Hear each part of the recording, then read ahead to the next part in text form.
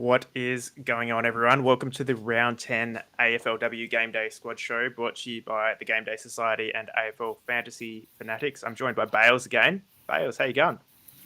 I feel like I've just been watching some soap opera, so like soap drum, whatever it's called, with the AFL trade of the AFL men's trade period just wrapped up. So that's why we're doing a bit of a later one tonight, and plenty of deals falling through, and clubs not trading players that clearly don't want to be there is an interesting one. So interesting one. But we're here to talk about some women's Aussie rules on Game Day squad, which is fun. So I guess I'll start off with how we went last week. So starter 30th for the week, not great. I feel like starter I struggle a lot. Like put the same team in I do in classic, just different rarities, but I seem to not quite get it done. So interesting one there.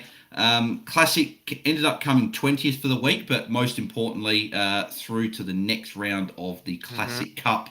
So guaranteed All-Star card, which is very, very nice. So very, very happy with that. And then Challenger 23rd and Champion came, I think it was 15th. I feel like that's my position every week in Challenger. Come 15th, get the 2-3 play unique packs and everything like that. But in Classic, third for the season is a bit disappointing. I've slipped a couple of spots. I'm only 12 points behind second, and what is that? 124 points behind first. So still very much a chance to finish on top, but disappointed to drop a couple of spots. But we moved to next week. How was your weekend, Mark? Overall, the weekly rankings were pretty disappointing considering how I'd been going. Starter finished 33rd when I was going into that competition as the season leader. I was trying to do a thing where I just play it safe for the round, if you remember, just doing the conventional picks. 33rd, I've dropped to second, so that's going in the bin. I'm only 5 points behind first still, so it's not an issue. But I think playing safe is just everyone's playing safe, so you're just gonna fall back. Classic 17th for the round. It's in 5th overall, but again, importantly, through the cup. Sorry, Jonty. We're messaging through the week, and I think I got in his head a little bit, or he got in his own head, to be fair. And he was it came down to the last game, and Harris needed to get 70 something, I think, which probably expected to get normally. So he made a few risky shuffles to kind of play it safe, and then that fell through, and Harris didn't score it. So I snuck through where I probably don't deserve it, to be honest. But we go on. Challenger 20th for the round, 18th overall, and Champion 8th. For the round, 7th overall, so sitting pretty comfortably in the top 10 for 3 of the 4 comps, which I'm quite happy with. All right. So Do we have move on to what we just quickly. Did we have the matchup slot for the Classic Cup? Like I looked before and I couldn't find the matchups anywhere. I haven't actually seen them. I think Tom jumped the gun a little bit and put them out with a few mismatches. Well, we weren't on there. Me and you weren't on there when we made it through, so I think there was just a bit of an error with that. So I guess we'll find out. I could see while we're recording, right, and have a bit of a gander to see if they've released. But we'll continue with the some of the talking points from round 9. Yeah, so these are like every week I kind of put through some brief things that I took from the round. Going to round 10 now, it's kind of we know basically what to expect mostly, I'd say. But the top one there, which may have cost me a little bit, is playing it safe probably isn't the right play, especially at this end of the season. Even if you're, ahead, even if you're in a comfortable position trying to hold on to where you are, you still need to kind of be making those smart picks. Otherwise, it will drop down pretty quickly. Point 2 there. Woodland didn't pick her because Window was back in, and that was devastating because obviously Window went out early in the first quarter, I think it was, and didn't play the rest of the game. So Woodland again turned into a great pick. Tough matchup as well. I looked at the matchup against Brisbane and thought, well, Window's there. I know that Dowry and Lamb are out, but I thought Woodland against Brisbane, I just don't know if she's going to have a great score. And of course, she has a high score of the season and has 25 touches. So Yeah, the window one was unfortunate that she got injured so early and was a pretty bad injury. I thought there was going to be a lot more. Well, it was still fairly bad in the end anyway, right? Concussion and fractured cheekbone. I think there might be surgery as well with that. So not good for window because she can't get a clean run it, but it just meant that Woodland had another good role, and I think she's probably a lineup lot now for the remainder of the season, I'd imagine. 100%. And on that, window might be a sneaky good pickup late this season for next season, because with a full preseason and hopefully going in through a full season, I think that will be one of the probably top picks, and likely not to lose a position change as well. Yeah, exactly. Yeah. Now, next point there, which is potentially a controversial one now, but Gay could have been the best defender for the season if they had a full season. We'll talk about this with the Essendon game, but there's some queries around whether they'll be going into the next round / the rest of the season. Yeah, well, I guess we'll chat about that later. But yeah, exactly. Yeah. Next point there, top 3 rucks now kind of sit as a potential there. Going into this round, I was kind of confident with just the top 2. But Schultz is now, with the rucks, there's only like less than 1 point between their averages for the season. So, we've been looking at Wales as probably ruck 1. Had an underwhelming week, but nothing to be concerned about. But it does mean that, everything's tightening up a bit, and Schultz is not the third risky pick that we might have kind of seen her as before. And then the last one there, which is mainly just a personal one, is Rowbottom's just teasing me. Because if you don't know, I have her prize card from a couple of seasons ago. And I just haven't been able to play her all year because, it's her and Gardner. Rowbottom and Gardner are sort of... Gardner's fine now because you're playing her and she's scoring well, but at the start was her, and now it's Rowbottom. Yeah, but I think Rowbottom's probably a justifiable not start, but... Oh, yeah. Yeah. Gardner, though. Anything else you took from round 9? Probably the only couple of things is that obviously there's only, I think, one dog that we're going to be touching moving forward potentially, and she's not even a lot being in the ruck. But like looking at the other ones, there's like a few teams that like I don't love having players that are part of not just their team but the matchups. Like the Dogs are one, GWS seem to be another that don't have big scoring games either their own side or against them. Just quickly ripping through the games here before we get to all the previews. Disappointing scores from a lot of defenders. Probably the other big one, like Maeve Chaplin, low score. Tia Lucas Rod, low score. Even Sarah Goodwin, lower score. Charlie Thomas, low score. Like, there's a lot of low scoring defenders this week, which was disappointing to see there. And then, probably just the only other one is probably the injuries, right? It's obviously you mentioned Maddie Gay it's sounding a lot like she could be shut down for the season, but there's no confirmation yet. She hasn't been ruled out this week, but she was TBC on the injury report. There was a flare-up with her ACL that I don't know if we're sure if it's the same knee that she had the ACL strain from. Chloe Malloy's out this week with a back injury, so back stiffness, I think they said, so she'll be out for a week, but back injuries can be real fiddly and a bit troublesome, so that's something to watch. And obviously Piper Window for any of those that were maybe thinking of playing her in the forward line. So a few injuries to come out of round 9, but let's have a look at round 10. Yeah, and I've just got a comment here with potential matchups for the Cup from Mel, who is basically GameDay squad admin. Should be working for him, really, the amount of work that she's doing in the background. Now, I think she's just subbed the 2 of us in for the 2 that were incorrectly in, which is who we both knocked out of the Cup. So it looks like I would be up against Tony's Legends. And who have you got there? Ocoa Park FC. So Tony's Legends 9th for the season in Classic, and then Ocoa Park is 7th for the season in Classics. Obviously, I'm 3rd and you're 5th. And we got who we got there? So El Potatoes, are they in the top 20? I thought I saw them before, but maybe not. What a run if they're not, to be honest, to keep Yeah, going. El Potato's not in the top 20 there as well. I know Skipper's obviously is number one. So there you go. El Potato's up against Skipper's, who's currently first overall. And then we've got, was it Here We Go, who's sixth, and then Womanizer, who's fourth. So that's a good one as well, 4-3-6. So it's a good matchup, some close matchups this week in the Cup. So this is the furthest I've gone in any of the Cups that GameDay Squad have run. So hopefully we can keep going. Yeah, for sure. But let's just jump through to the first game of the round. We have Port Adelaide and Hawthorn. So this is going to be probably the big rock matchup of the week that will be pretty exciting to watch. And I think you only pick one as well. Yeah.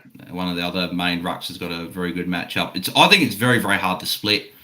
You look at the matchups; they're not good for either, and both have been. Beside, like Wales had a bad score last week. I think Shots had a bad score earlier on, but both of them have been very good across the season. So obviously we'll go through them in our squads. But who are you backing? I'm personally just backing Lucy Wales, just because I feel like she's taken that massive step, and Schultz has had a massive step as well. Like both of them have gone from being Lucy Wales being a pretty good premium ruck to we had her as number one as late as last week, and then Schultz has gone from being a rookie ruck to a solid ruck, and now in that top sort of top three in the ruck. So I think it's very, very difficult to pick between the two. I'm Wales just, but I'm Schultz just at the moment, but it's an interesting one. It's probably the one pick this week in my squad. I'm not sure where I'm going to go. Yeah, so my worry with Schultz is that she goes big when she can bully the rocks, and that's probably why her average is sitting a bit higher than it's probably, I don't know, you would expect maybe, because when she goes big, she goes massive when she doesn't have much competition. I guess she just. Oh, sorry, you go.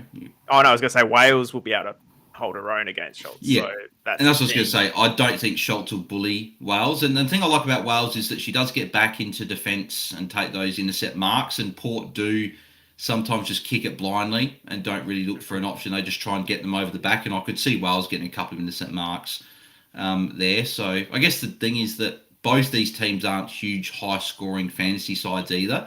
So it's going to be interesting to see. The way it probably goes, well, I think Hawthorn will win. So I'll back Wales. That's probably where I'm going. But it's a really, really tricky one, because I think that's probably the main talking point, right? Because you're looking at Woodland is probably locked into our forward line. Lucas Rod, they're locked into our defence. We've got some decent periphery options, like a Laura Stone I've been impressed with in that midfield role. Aileen Gilroy was disappointing last week, but she is an option still. So there's some options there, but I feel like that's probably the main one. I think the big talking point is probably the ruck battle, which is going to be very interesting to see. But I think we've got is it a double header on Friday? Could well be, actually. I believe it is a double header this Friday night. Yeah, and I've just had a message from Mel. Sorry, I've again forgot to remind everyone about the wheel spin at the end of the episode.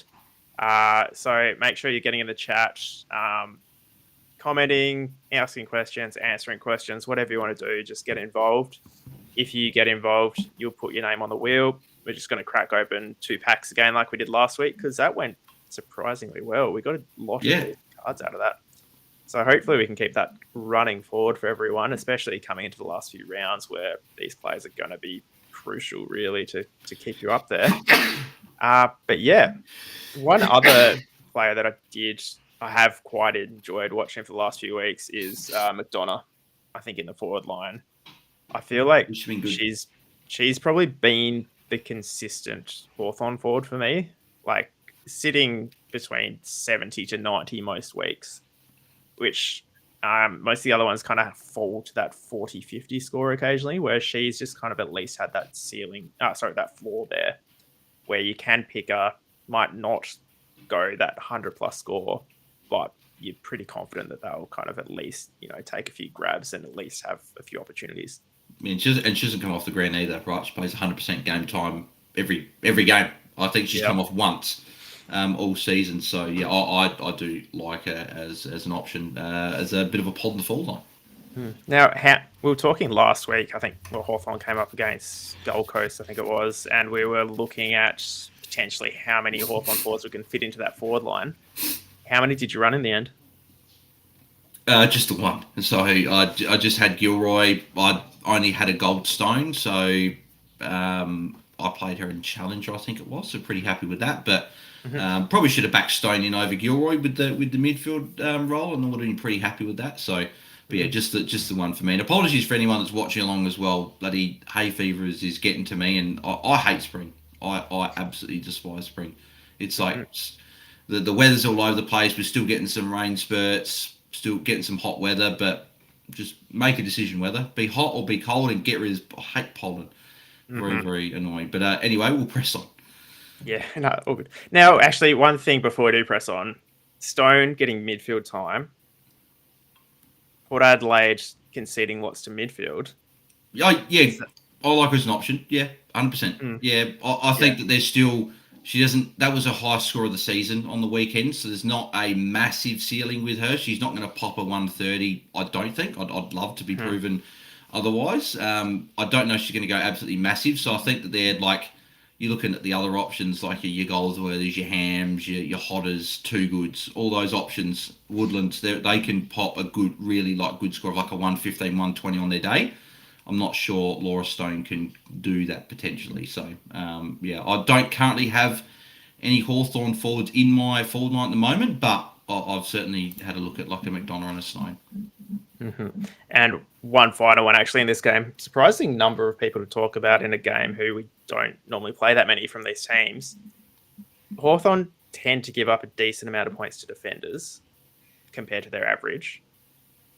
Ella Heads dropped off everyone's radars a lot this season.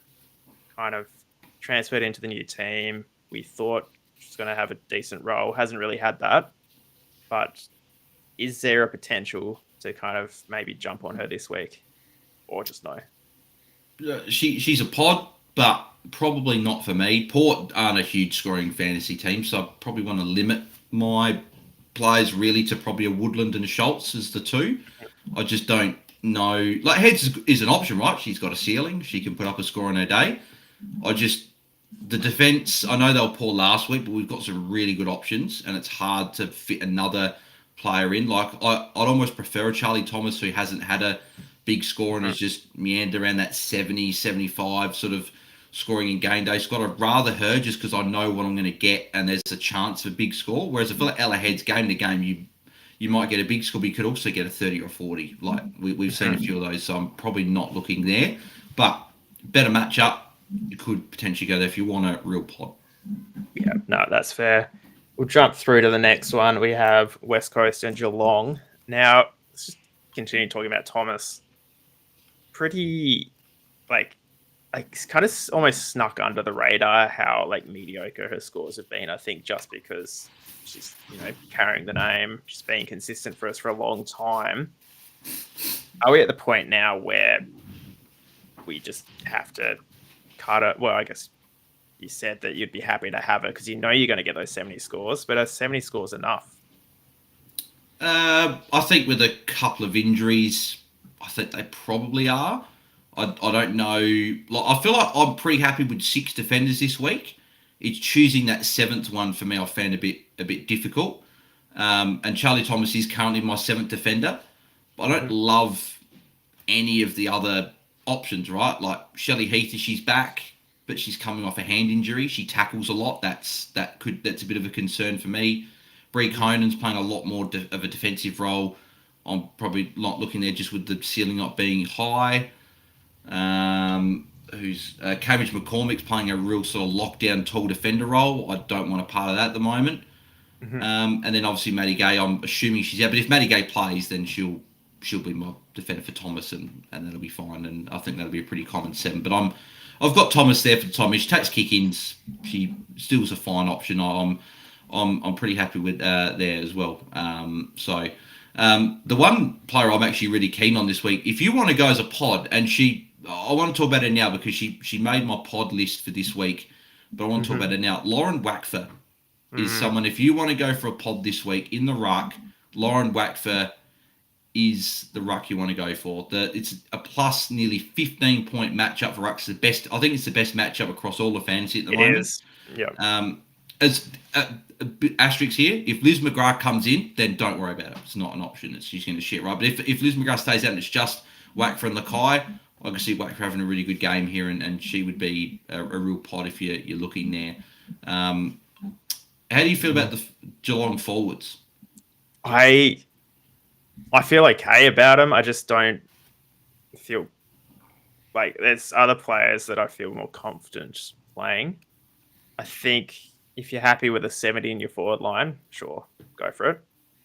But I'm just, I've got Maloney currently in my side, and I feel like my F7 spot again is another spot where I'm not 100% sure who that's going to be yet. Again, I've got 6 forwards I'm happy with, but the 7th I'm not sure. I've currently got Maloney there as my forward. I've probably got Maloney and Thomas there purely because I know probably what I'm going to get from them. They're pretty safe players, and there's some players I've thought about, but they don't necessarily have a matchup where I'm like, yeah, I want to target that, and I don't want to get a low score put on my head. So it's a bit of a tricky one.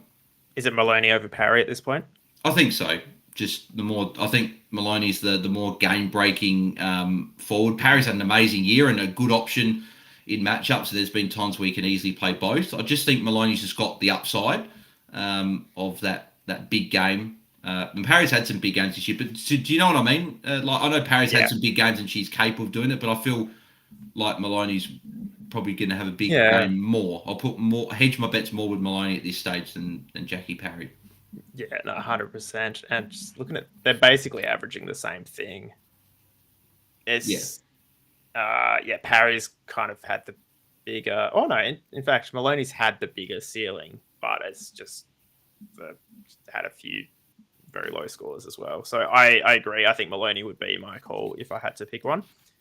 I just don't know if I am this week because it's same with. I think we've basically had the same thought process. We've both got the D7 and F7, which we're kind of up in the air about. Everyone else seems pretty comfortable.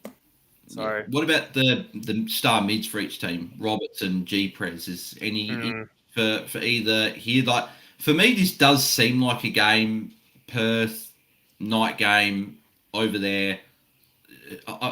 Could be a Roberts a big game here, but the matchup isn't great. Like merely minus 3.5 points. On the other side, West Coast is nearly minus 1 point. So it's a neutral-ish matchup, but G Press Pro doesn't have that massive.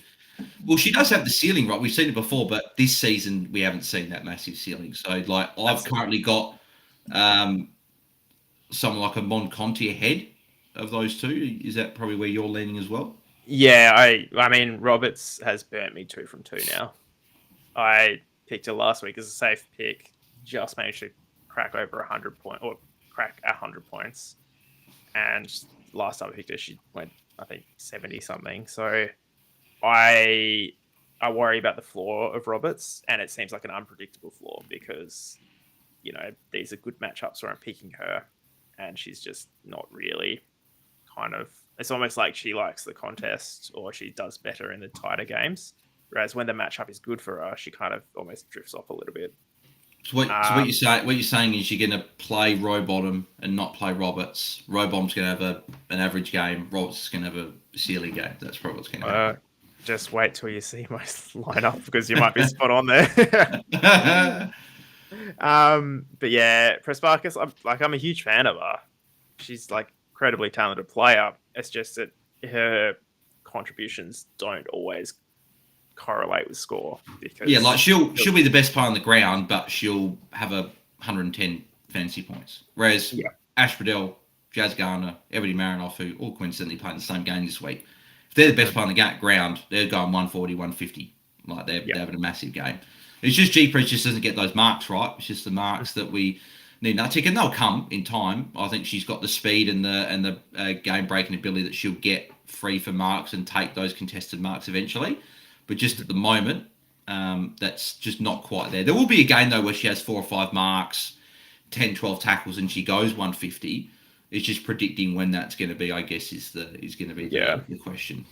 So I think it was a a couple of seasons ago, she was doing that relative. Like she was almost. Well, she had a massive game against, I believe, against West Coast a couple of seasons ago, where she actually had like a 160 in game day squad. I'm just going to quickly double check that just to make sure I'm not just talking out of the rear end. Let me have a look. So 2024, not massive. Fun enough, last year, Ella Roberts, this is just from I don't have the game day squad score on me, but Ella Roberts last year, 127 points. Maloney, 115 points with 6 goals. So that's going to be interesting to see what happens. And that was over in Perth. I feel like West Coast are in a bit of a different position this season, maybe, though.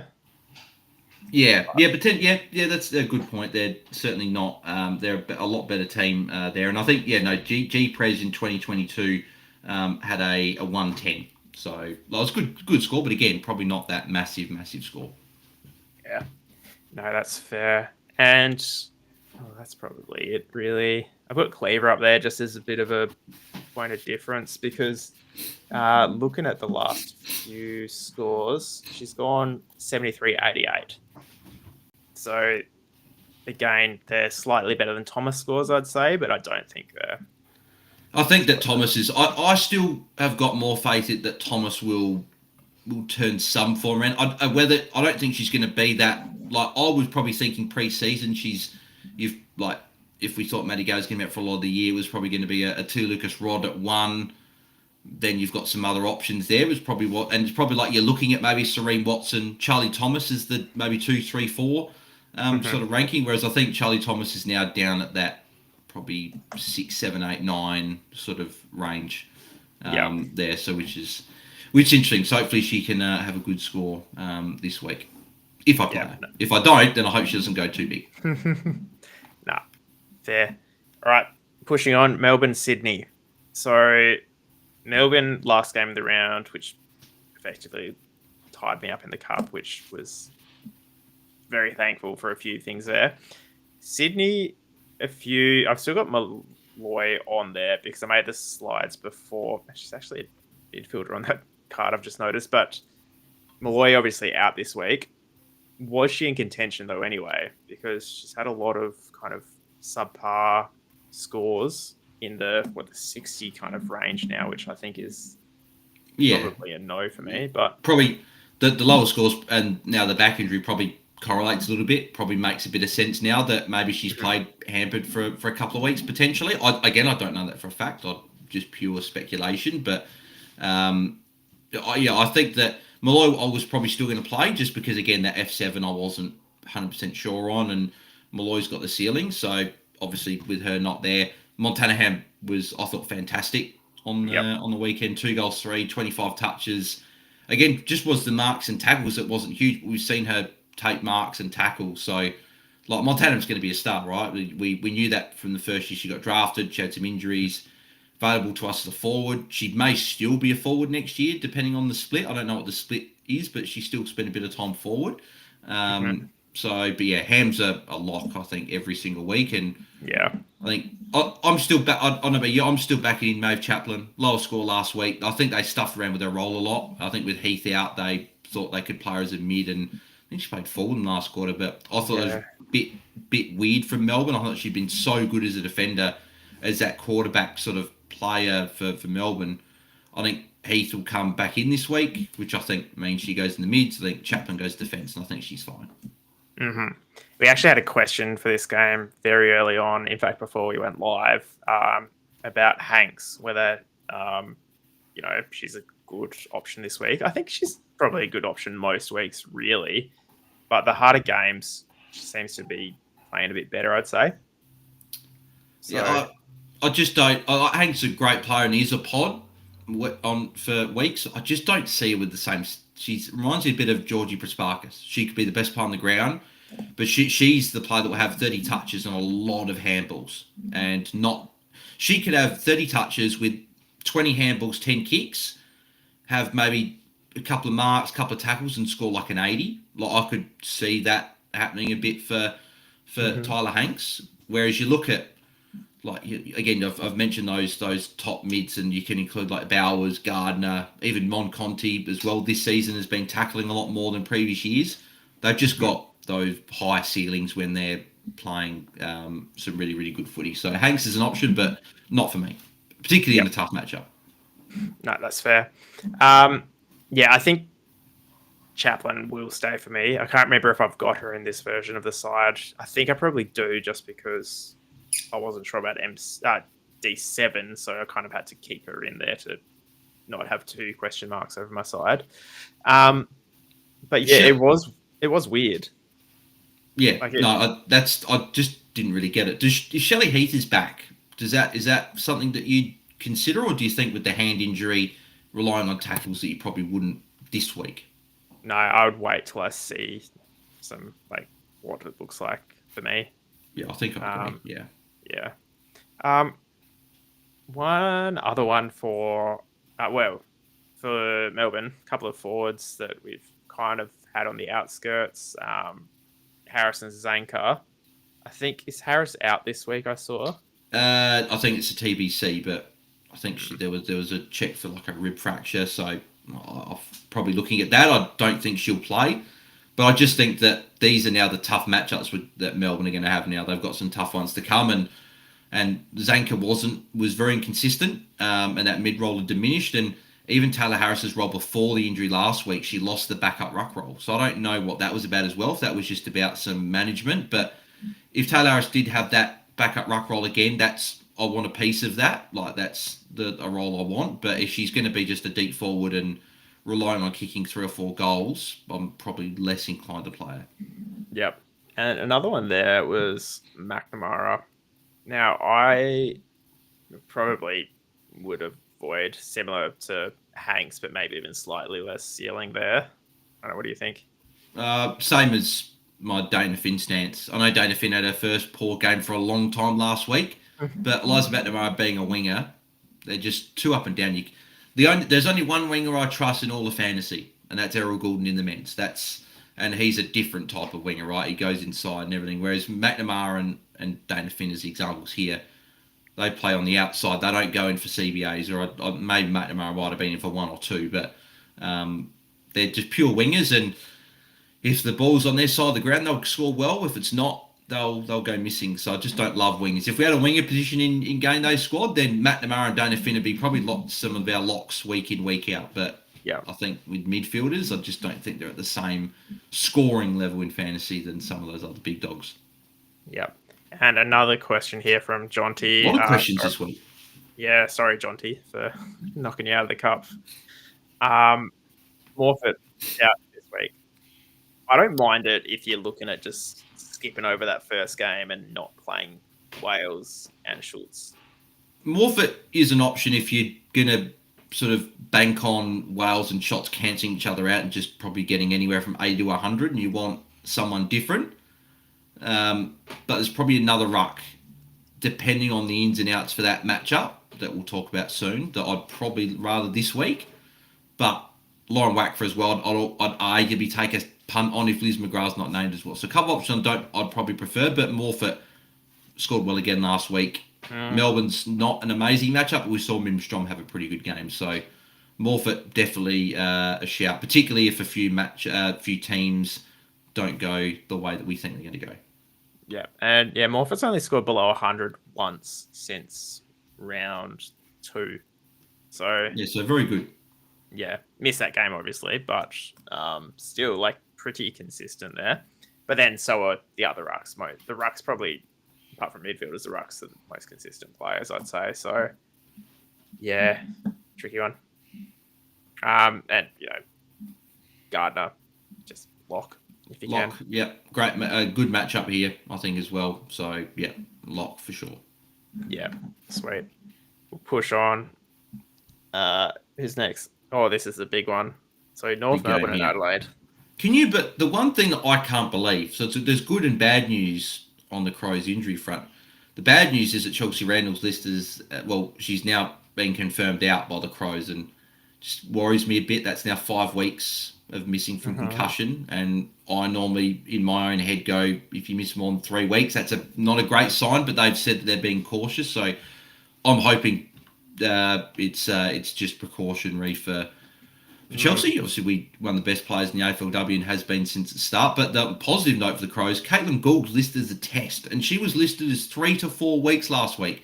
And I saw her at the Crows Eagles game walk past me, and she had one of those, like the black hand sort of cast type things there. So interesting. If she plays, it'll be with a glove, but I wouldn't be shocked if the Crows rolled the dice in a matchup like this there, because the Crows are struggling with targets there. I wouldn't be playing Caitlin Gould this week if she was named. That definitely not playing with the matchup. But I feel like this is a matchup where we probably back in the stars to still perform well. So like you're back in Noffy, you're back in Riddell, you're back in Garner. They're probably the three. But Carney, you're probably back in as well. She's one of the defenders I feel a bit safer in. I think this will be a game where she's not managed as much. Yeah. But Sarah Goodwin, now so looking at both on your screen, and they're both in the mix for me, and I'm tempted. What do you think with these two? Alistair Locken, best game of the season on the weekend after missing a couple of weeks with internal injuries, comes back and doesn't kick a goal, but still has their best score. And then Sarah Goodwin, a little bit down last week, but lower game time. Maybe were they resting her for a bit of game management for this week? If with Randall not being back, that role's probably still going to be pretty good. Goodwin's the person I'm considering for Thomas potentially. What are your thoughts on those two? Yeah, I've had Goodwin in for the last few weeks, and I think I'm fading it this week just because the scores are sliding. And like you're right, it could just Matchup's not good. Matchup's not good, but then this matchup also isn't great, especially if just having midfield time. Kearney, I think Kearney's just going to be in for me purely because I think, well, defensive matchups are good against Adelaide because I guess the ball's down that way a fair bit. I think she'll step up and probably hit that, 90 to 100 score. I don't like nothing crazy, but what you'd be happy with in a defender. O'Loughlin, I don't know. Like, I really want to play her because she was like a lock for me last season, basically all season. Yeah, probably for most people. One of those top forwards. I find this matchup. I think it's like a lot of negative matchups. Like North are a negative matchup for every position. Crows are negative in the rucks and forwards, but good for defenders and solid for mids. But particularly lately, they've been better for mids. I feel like this could be a game that you look at the matchups and go they're tricky, but it could also result in a high-scoring fantasy game as well. Like I could see there being some big scores. More meaning those mids go 110s, maybe some defenders go 90, 100 plus, but maybe a forward or two pop a good score. So it's going to be an interesting one. But to Silver Pigeon's question, I don't think I'd play both Carney and Birch. I don't know if I'd back those two in if North Melbourne are going to be up by 5-6 goals in a good matchup for them, and they can chip the ball around to each other. I think in the Crows matchup, I think it's going to be quite a fast game. Like it's going to be back and forth. I think North will win. I'm not saying the Crows will win. I would love them to, but I think we're realistic here in saying that I think North are going to win. They've won 21 in a row. But I think it'll be a good game, just with the Crows falling maybe 3-4 goals short. So, and with I guess Adelaide giving up so many points to midfielders in the past. Last week they kind of reined it in a bit. I think they knew that they would. I think Rowbottom and Gardner had big games, but the Crows won, so the Crows didn't have to fix it, right? Whereas Conti played really well and they lost, so they had to change it, right? So they made a conscious effort to make sure Ella Roberts was quiet. So I'm not saying here that you're locking in Garner or Riddell. We're not taking them out, but yeah, just interesting to see. Do they go well? Do they score quite well? Because I think in the past, if you look at every matchup, the three on the fantasy app, AFL app, if you look at who scores over 100 points, it has been Marinoff, Garner. I keep saying Gardner. Marinoff, Garner, and Riddell. They're the three that score over 100 points each time these teams play. Like I'm looking at the previous matchups here. I think Noffy's gone over 120 in every game she's played against North Melbourne. But like last year in the finals, Noff went over 100. Well, Marinoff, Garner, and Riddell all went over 130 GameDay scored points. In the regular season game, Marinoff and Garner both went over 130. Riddell went over 115, I would imagine. And then the matchup before that, I'm not going to go much further because you sort of get the picture. Again, Marinoff, massive score again. Riddell and Garner, solid scores. So yeah, I think they're all locks. Yeah, no, I think so too. Yeah, I think that's about it for this game. Lock your midfields in, trust them. Carney, maybe. Everyone else is, don't know. Nervous. Well, that's for me anyway. But pushing forward, GWS Fremantle. Um, I don't mind some of these GWS forwards this week. That's a little bit of a pod. I Evans, just don't trust GWS yeah, personally. Goldsworthy I trust fully, yeah, just because she's a good player.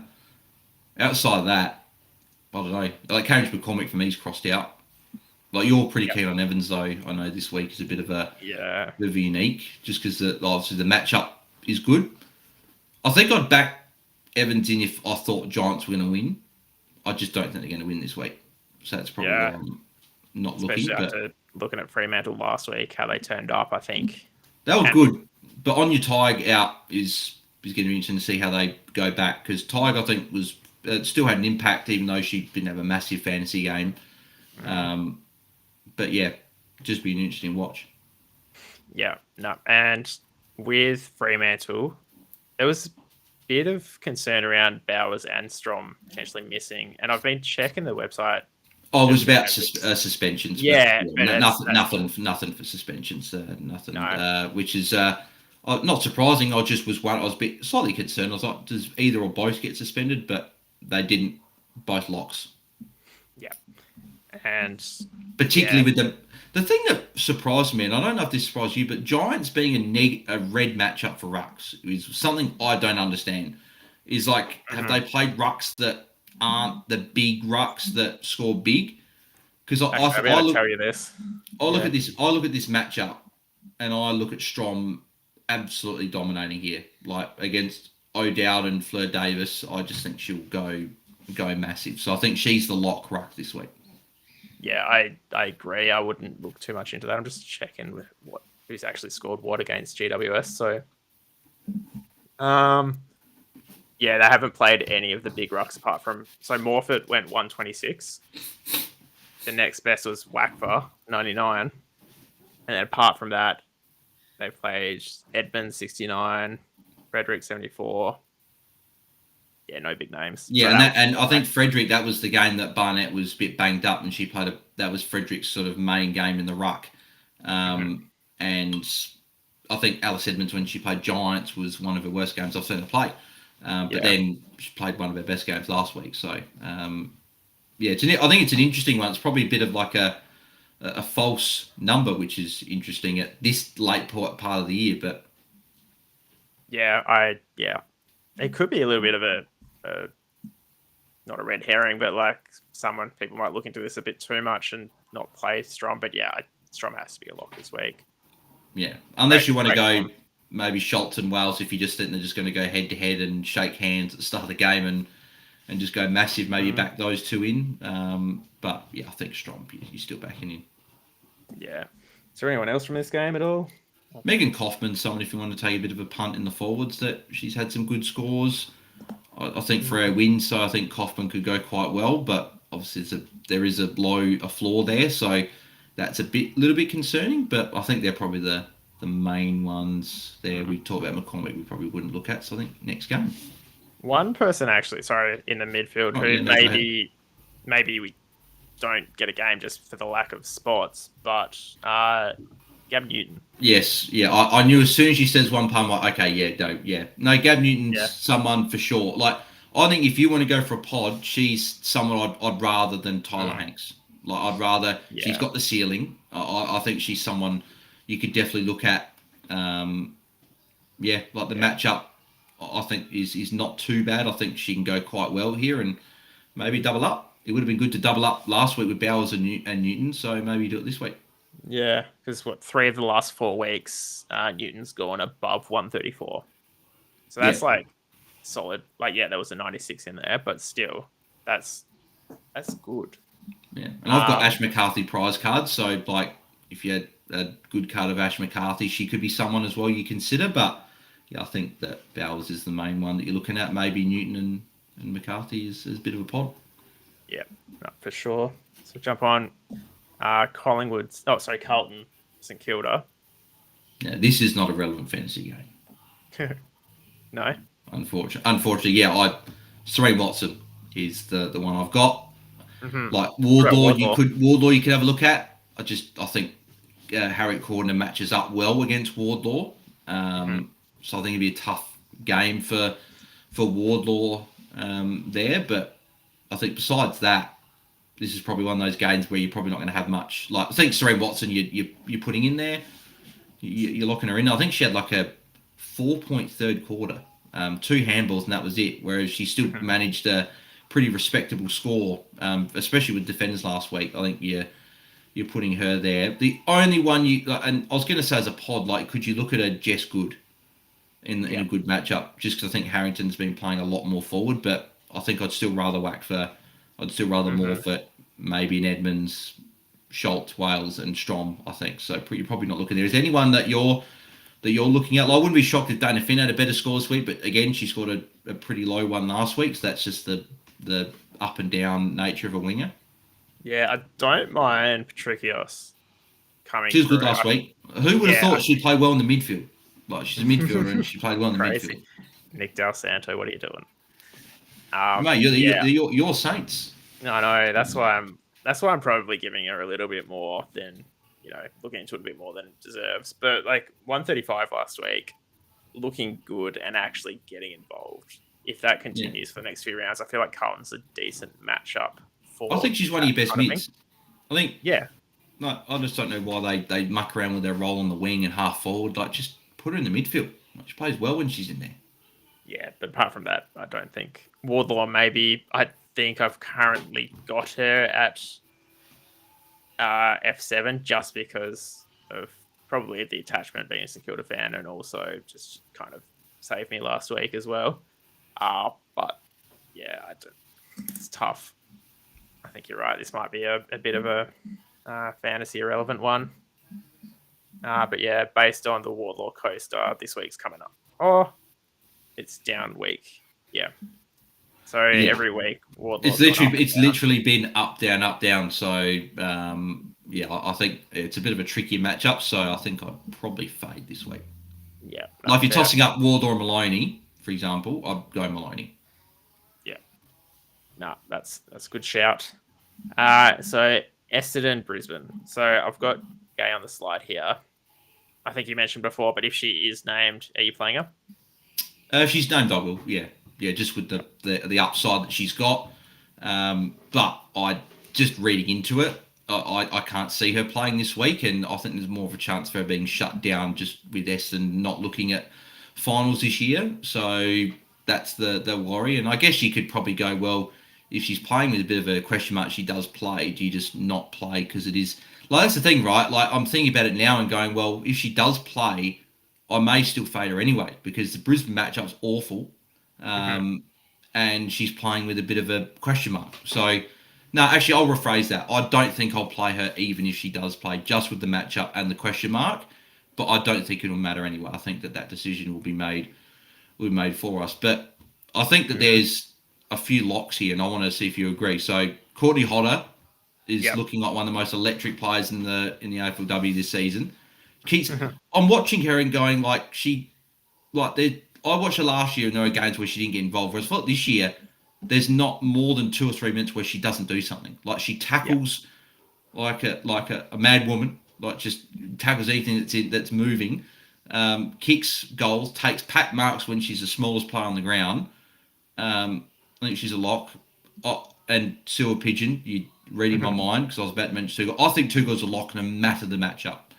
So Brisbane aren't a great matchup at all, but Too Good is too good. Like, she's a great player. She goes into defence. If Maddie Gay's out, that's probably even better because I think that means that even more so that when they're conceding goals, she'll go in defence. She had CBAs as well last week. They get her around the ball when the ball's not getting down there. So her floor is extremely high. Her ceiling is high. I think she's in there. And I think Jade Ellinger is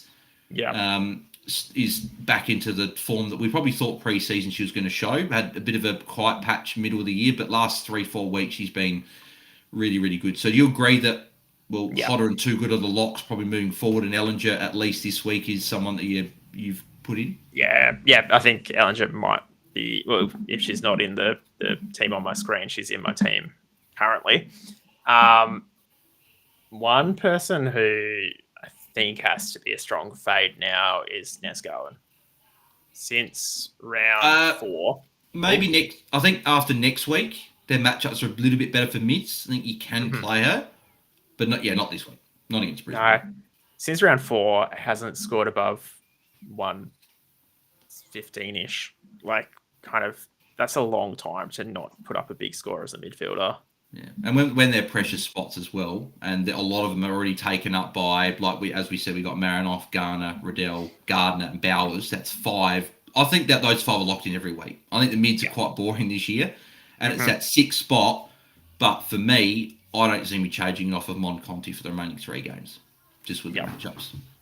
Oh, that's fair. Yeah, but other than that, Brisbane, you're right. Hodder, Ellinger, that's about it. All right, we'll keep rolling through. Oh no, sorry, I was just fixing up noise. I don't love it being on camera, so I thought it'd turn on camera.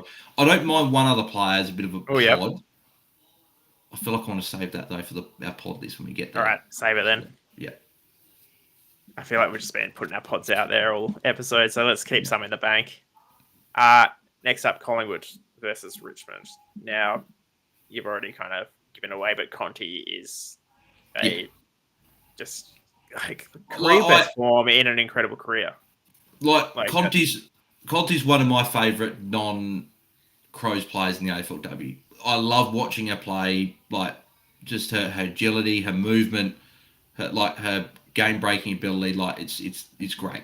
And with the fact that she goes Collingwood into who've they got next week? It's another really good matchup. Like I don't know if it's Port. That they've got next week. I know they've got a good matchup. I'm just looking at the fixture, but they've got Gold Coast in the final round. I know that for a fact. But their last 3 games are very, very good. So for me, I think Conti's probably a lock for the rest of the year. I've just got up here. No, they play Freo, and they're a good matchup for mids as well, right? Yeah. So Conti for me is a lock for the rest of the season. I think in GameDay squad is that 6th midfielder. I think Barnett, not a great match against Richmond, but she's, besides that one low score, she's been pretty good. Yeah. For me, though, I don't know about you, but outside of those 2, against probably one where it's not huge fantasy relevant, I think Ellie McKenzie's playing some really good footy, and I think she'll be a fantasy player that we look at a lot in the future, but just not as a mid. She doesn't have that same ceiling yet. Reminds me a bit of G-Prez from probably a few years ago, where could be the best player on the ground, but probably scores a flat ton. Yeah, no, I fully agree with that. And yeah, Collingwood's side of things is Barnett, basically. That's about it. One thing that I do worry about Barnett, and I think the Free Kick podcast brought it up as well, is that Barnett has been a target seems just to be getting knocked around every game. Well, yeah, Pity from Fantasy Bros just put that in the chat there, saying how being a hard watch every week, and it is a good point. Like she seems to get a knock at some point every game, but I just think the role's so good. Like she's got such a good floor that I think we're still putting her in there. I think a lot of people will. So if something were to happen, I think you're probably saved by a lot of people going there. But I'm still pretty comfortable saying that. Yeah, it always seems like she gets hit, goes down for 30 seconds, and just gets up and keeps going, and it's like pretty impressive to watch, really. Yeah, I've got another. Probably she wouldn't make the pod list because I don't know if she's a pod necessarily, just because she's a good scorer. But Britt Bonici is someone in a good matchup. Again, you're probably going her or Conti, right? You're probably picking one of the 2 if you're going to go there, or one of the other players we've looked at. I think I'm still Conti, but if you want to go real pod, if you want to go for a bit of a pod, Bonici could be one. No, that's fair. Sweet. And then pulling into the last game of the round, we have Gold Coast and Western Bulldogs. Now, I want to talk about Rowbottom for a little bit here, because I want you to talk me out of playing her. She's I don't know if I can talk out of playing her though, because you got the prize card, which obviously is the better multiplier, right? But Mm-hmm. so like the matchup there isn't great, and I Yeah. guess you could look at it and go, well, I said before, dogs are probably the 110 I'll look at and go, I don't want a part of many of their matchups, either players playing for them or against them. That's my Mm-hmm. worry. But Rowbottom has been looking better last few weeks. Yeah. It's But a tricky one. It's probably like if you're tossing up her and Conti, I'm still probably going Conti. yeah, I'm probably the same, apart from the fact that I do have a prize card sitting there, which could then free up a lot of other things. So even if you know It's different for Rowbottom you. goes, For other that's the people out thing. there that don't have a prize card or an All Star card, I think you're not probably looking at it. So But it's if you've probably got not a, great viewing for everyone who's listening to us because it's only a this is me not a decision that I mark have to question. make. This is just a mark decision. Yeah. The one player though that I'm starting this week, and who would have thought? Who would have thought Gold Coast best player is actually good in defence and midfield in Neve Crazy. McLaughlin. So she's back. She's back Mhm. in our squads, and I think I still won't forgive Reece Shaw for what he did 2 weeks ago. Cost me in all other formats of fantasy, but obviously GameDay squad started to put a gold Neve on there, and then she didn't Mhm. score great. So I took her out last week, and she scores well, which was always going to happen. That's just how fantasy works, right? Um, Mhm. but she went to the midfield last quarter, and big reason why Gold Coast actually got a run of goals late. Is she back in your lineup? Yeah, 100%. One other, I guess, Gold Coast defender, Lynch, coming in first game of the round last week. Uh, Scored well. She did, but Mm. I've been fooled by Katie Lynch before. Okay. I know it was at the Dogs, so it's a different team, and responsibility is there.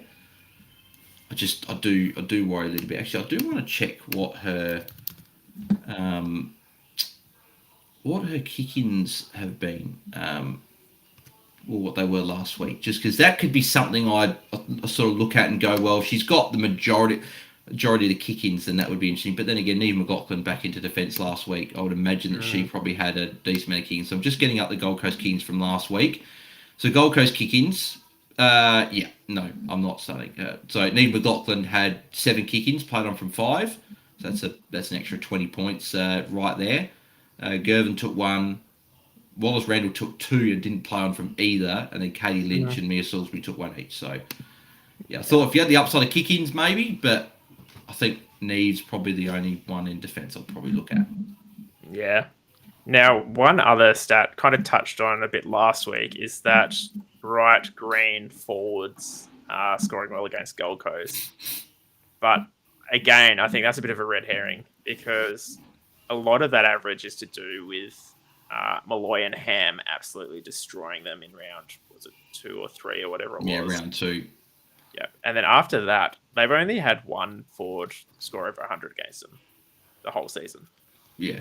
If you want to go for a real pod, maybe Sarah Hartwig Mm-hmm. as a real sort of throw out the stumps as a bit of a pod for F7, but I think I'm probably agreeing with you. What about Wilcock down back? She's been good. Again, the Bulldogs. Yeah. Just don't love many of the options from the Dogs.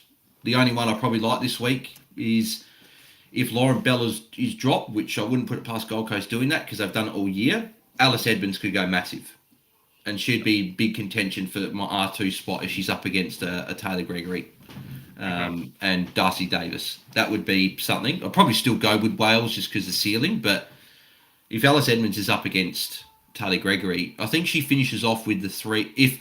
If Gregory was in, she'd finish off with essentially the 3 easiest matchups to finish. Like she Mm-hmm. goes, I think she goes Gold Coast, Geelong, and then St Kilda.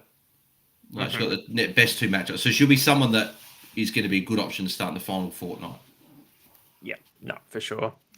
But yeah, again, no one from Bulldogs is really actually going to tempt me, I don't think, to Goodnecht. start this Just week. so Daniel Hassett's asking, what are your thoughts on Goodnecht? She had a good score a few weeks ago, but back to back Mhm. pretty average scores. Is that enough for you probably just to put a line through? Yeah. Yeah, it was.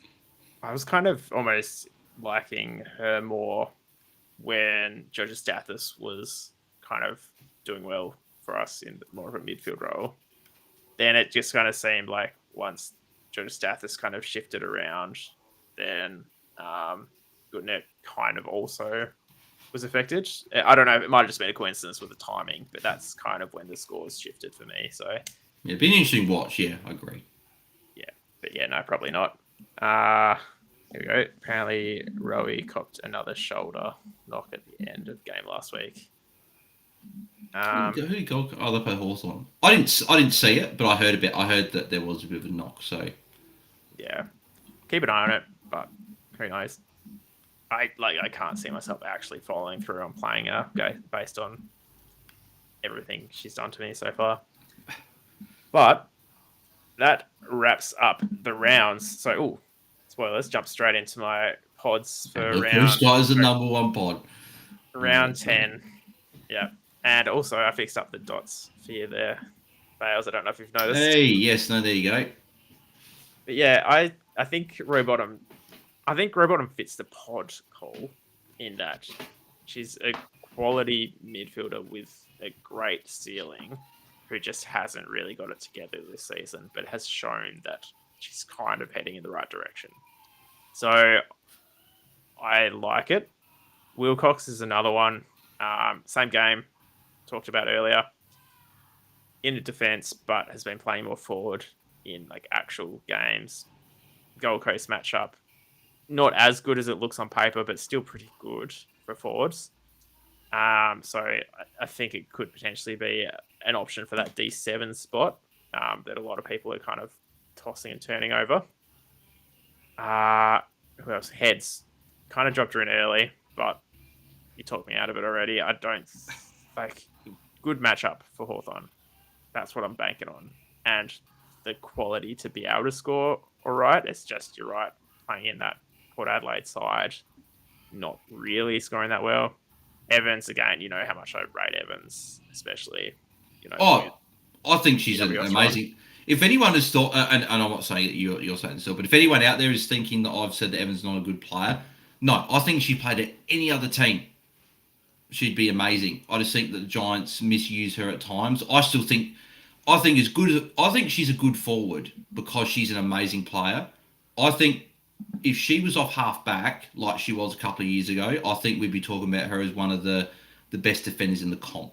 That's how much I rate her in defence, which is a shame watching and seeing her playing forward when I know she's a great player there, but seeing her kicking, like her own kick-ins, she would hit targets all the time. She's got an amazing kick. It does frustrate me as a neutral fan. I'd wish they played her in defence, but yeah. Yep.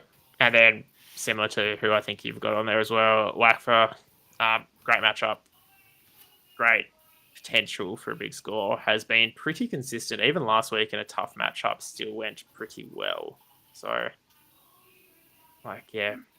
Yeah. And I've got, actually, before we jump into yours, we do have Ryan from Fantasy Bros with another question. Unbelievable. Pity, what are you doing? You're taking my thunder. Well, might as well move into my pods. I don't currently have her in there, but I'm very, very much considering Charlie Mullins as a forward this week as my F7. Back-to-back scores are pretty good. I think they're over 90.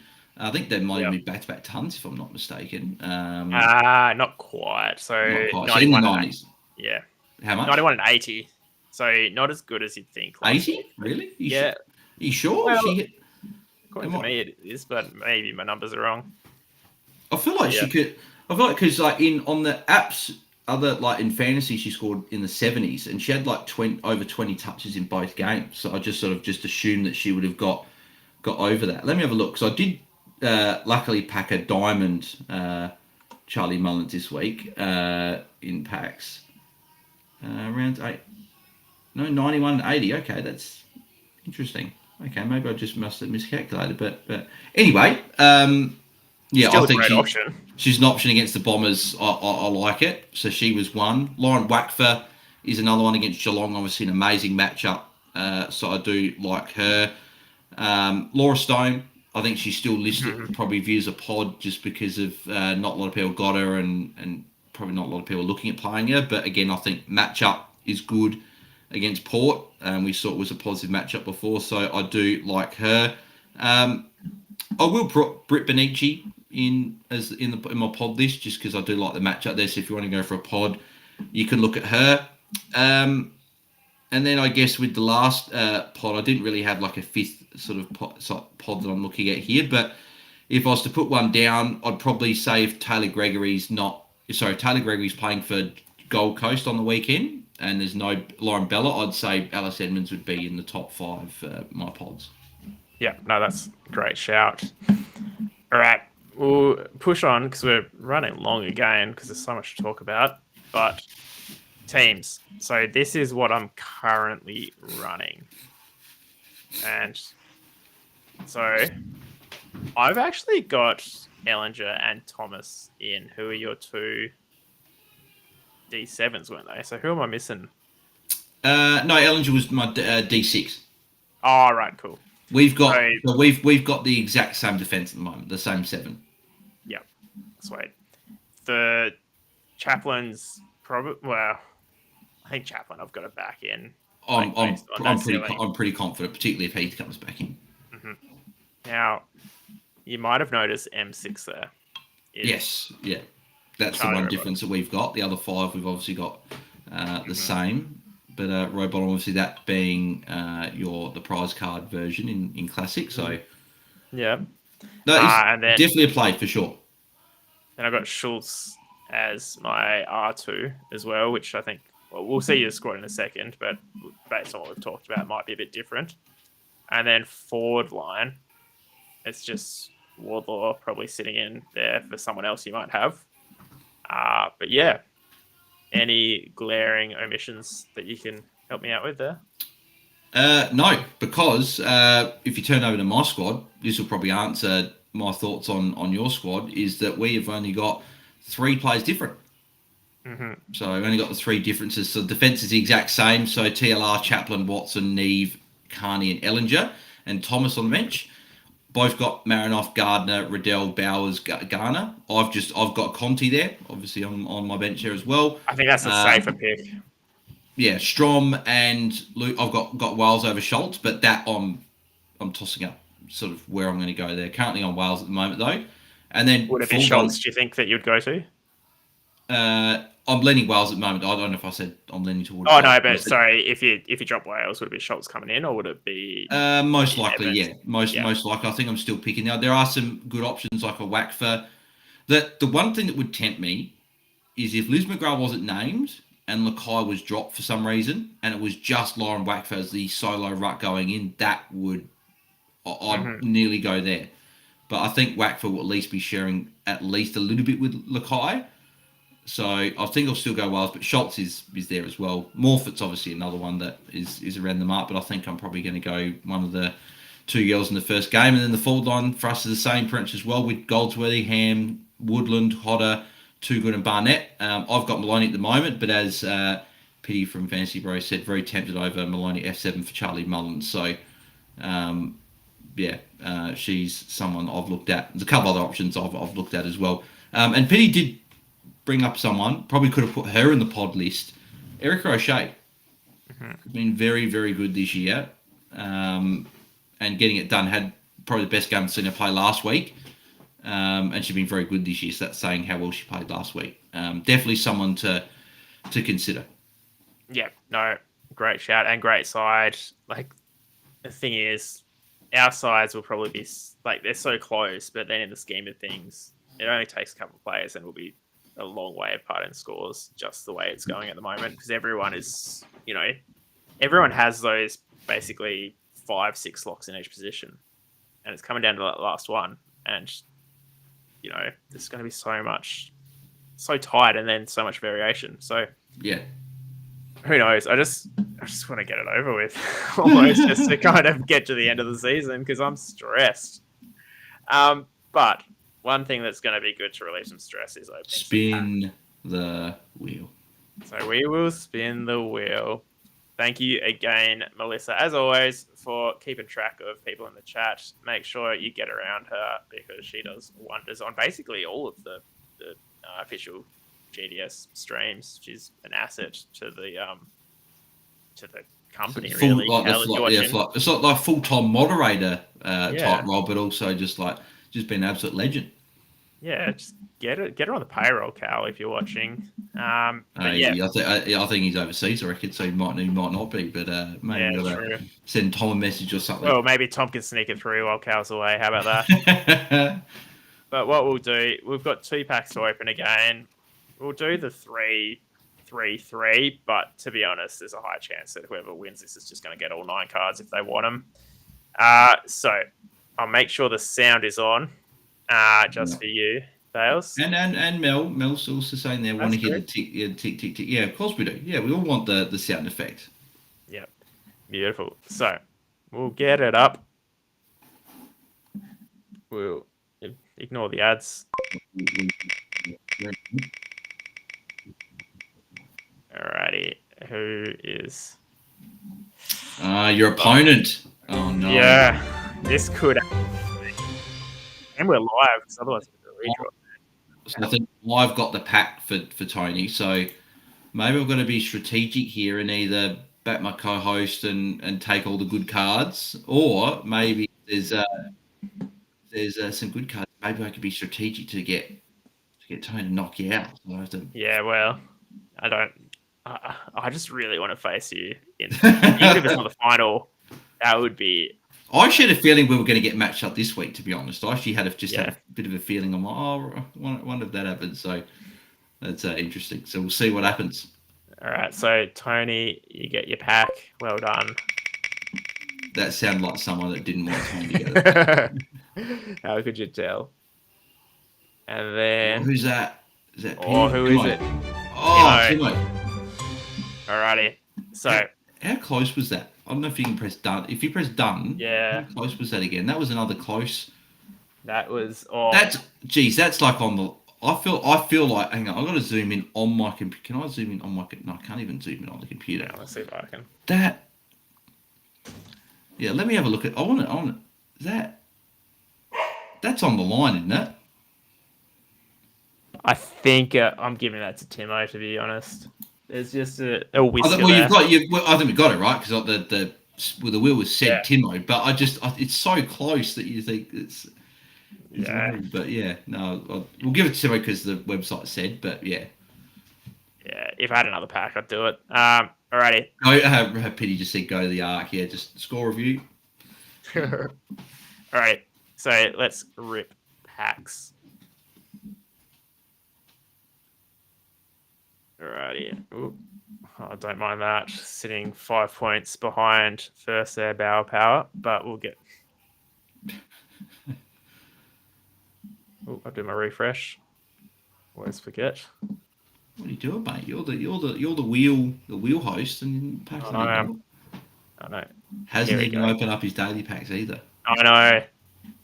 I leave them to... I pick my side and I'm like, okay, are there any spicy ones here that I can maybe be tempted by? Is it fate? But all right, we'll crack open the first one. This one's for Tony's Legends. Hopefully it's all garbage because no, no, but I've got the power, right? You have the power, but and I know Tony's a very good coach, so if something really good's in here, I won't feel as bad taking it. Or maybe I'll give it to him. Maybe I wanted to win. So we'll see. We'll see what's happening. There is a diamond in here, so at least it could be a legend, but we'll see. So silver. Oh, there's a diamond.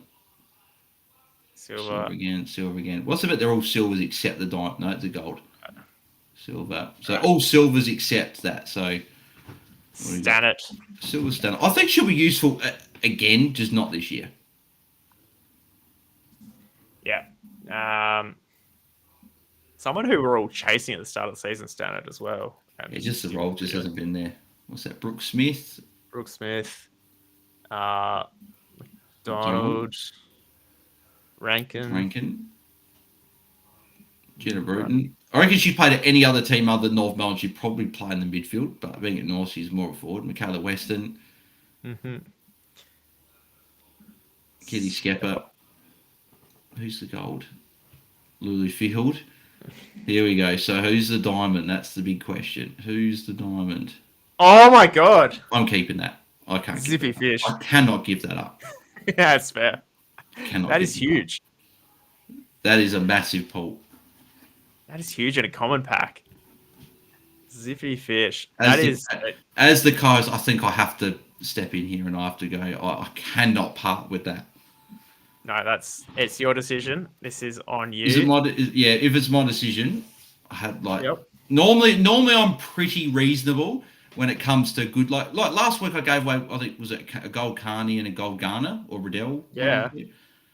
I think I have to step in here. No, I can't not. I can't not. no, that's absolutely fair. Tony's Legends can have all the other 8 cards if he likes. Part of me hopes he doesn't feel too bad me taking it, but that pity. That's a great catch, and then the fishing. Yeah, that's a good one. Yeah. That's oh my god, that's such a good pull. Is Tony watching? Actually, couldn't tell you. They were in earlier. But anyway, I'll take a quick screenshot of that. Oh yeah, there you go. Yeah, Tony was in before, so we'll see. I don't know if he's still watching, but yeah, Tony can have the others.